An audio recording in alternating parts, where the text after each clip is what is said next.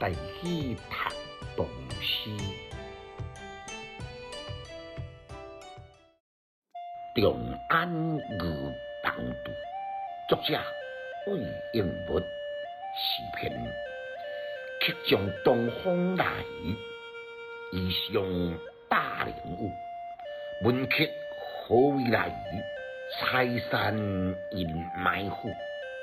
明明花正开，洋洋艳心乳。左别金玉春，宾思成几如。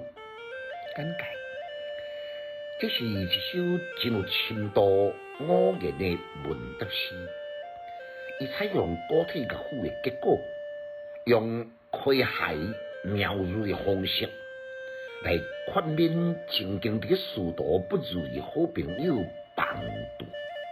伊的情调甲风格呢，敢若像小河流水，清新明快，互人读了后呢，回味无穷。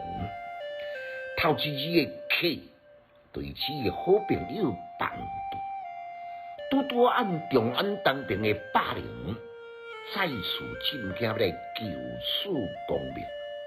因为呢，伊过去要失败过，恐惊好朋友一点信心都无，所以特别借吴贵府的典故，出海为盐，采山促前，搁再用诙谐事故呢，买补头，要来砍掉左塞仕途的荆棘。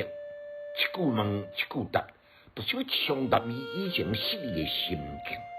下面呢，我来照时照景来劝勉。过去的既然是过去了，对家己的才华一定要有十足的信心。明明一句就是讲，造化有固定的定律，春天是百花齐放。洋洋呢，就是野鸟飞得险些发力，就是伊拄完成的哺育细只野鸟的使命。结尾这两句更加是贴心温香。顶摆失意既然成过去咯，起码已经是春意永远，万事欣欣向荣。况且呢，伊鬓边的头毛还无白几支，抑阁是强壮成年，前途似锦，大有可为。读诗的囡仔袂学歹，有气质，够有文采。